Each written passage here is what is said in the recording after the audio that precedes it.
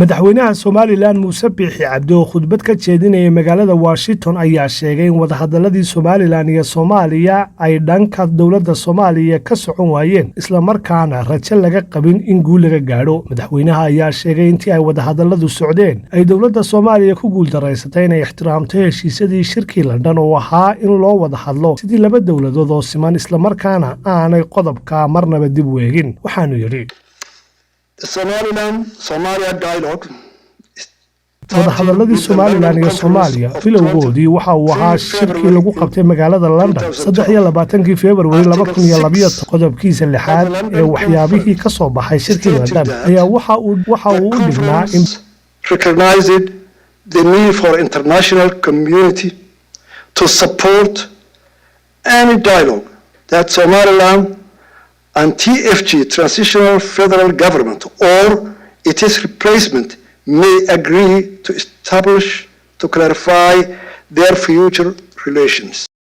beesha caalamku aqoonsato nooc kasta oo wadahadal oo Somaliland iyo dawladii ku meel gaarka ahayd ee Soomaaliya iyo dawlad kasta oo taasi bedeshaba ay ka yeelan karaan mustaqbalkooda si ay u xaqiijiyaan xiriirka mustaqbal ee ay yeelanayaan. The key point here is to clarify the future relations between the two countries. Therefore, in order to clarify the future relations between the two countries, aan halkan kala baxno waxa ay tahay in loo baahnaa in la xaqiijiyo waxa ka dhaxaynaya Somaliland iyo Soomaaliya iyadoo taas laga duulayo waxay ahayd in wadahadaladaasi saldhig u noqdaan in la cadeeyo maqaamka Somaliland ay yeelanayso. The core issue of the dispute, namely the status of Somaliland, would have been addressed and resolved. Despite 9 rounds of talks between 2012 and 2022, the expected outcome of the talks resolving the one issue of the dispute, the status of Somaliland, never materialized. in ka badan 9 shir oo la qabtay intii u dhaxaysay 2012 ilaa 2020 ma dhalin in la xaliyo qodobka ugu weyn khilaafka ka dhaxeeyay Somaliland iyo Soomaaliya oo ahaa maqaamka Somaliland ay yeelanayso. nasiib xumo lagama gaadhin isfaham labada dhinac heshiis ku yihiin qodobadii farakutiriska ahaa ee isfahamka laga gaadhayna may noqon qaar sii madhadhala oo hirgala taas oo sababteeda ay lahayd Soomaaliya. As there were no political breakthrough, the limited agreements made on the peripheral political breakthrough, the limited agreements made on the peripheral technical issues were never implemented as Somalia reneglected on all the agreements. madaxweynaha ayaa sheegay dawladda Soomaaliya ay muujisay in aanay haba yaraatee wax xiisa ah u haynin wadahadallo midho dhala muddadii ay wadahadalladu socdeen. During these 10 years, Somalia has demonstrated a tobankii sane Soomaaliya waxay soo bandhigtay in aanay gebi ahaanba wax xiisa ah u haynin wadahadallo macno leh. Somalia has used the dialogue to pursue policies aimed at weakening Somaliland's independence and its stability, to develop including weaponizing international aid and economic development. iyadoo abuuraysa siyaasado wiiqaya qaranka Somaliland ay ka hesho beesha caalamka iyo horumarkii dhaqaale ee u soo kordhay 17 sano ee ay soo socdeen wadahadaladu. shacabka Somaliland waxay aaminsan yihiin in wadahadaladaas ay fashilmeen oo aanay gaadhin ujeedooyinkii loo aas sababta ay u fashilmeenna ay mas'uuliyadeeda ay lahayd dhammaantood Soomaaliya. Given that there has been no progress over the last 10 years since the dialogue between Somaliland and Somalia started, Somaliland believes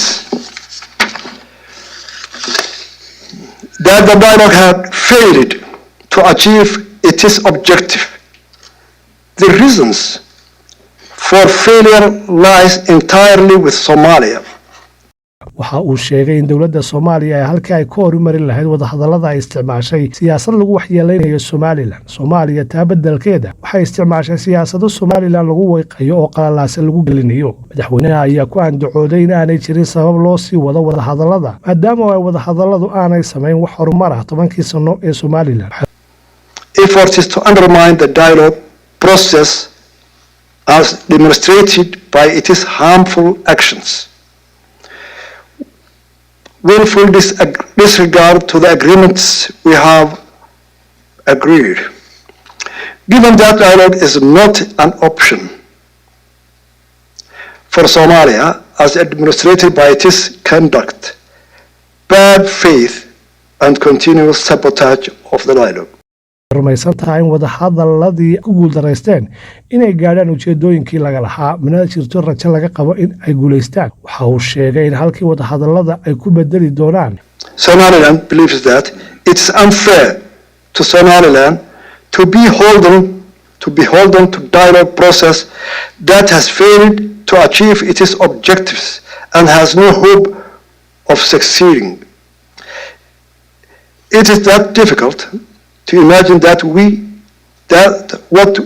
what has not been achieved in 10 years can be achieved in 1 or 2 years.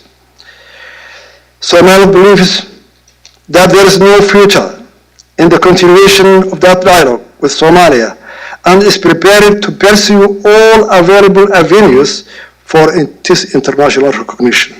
Somaliland waxay aaminsan tahay in aanu mustaqbal ku jirin sii socoshada wadahadalada Soomaaliya waxaana diyaar u tahay inay raacdo dariiq kasta oo ay ku heli karto aqoonsi caalami ah caalamka qaybihiisa kala duwanna waxaa saaran waajib ah in ay taageeraan ictiraafana Somaliland jiritaankeeda. Given above, Somaliland believes that the international community has a moral obligation to support Somaliland's pursuit of international recognition.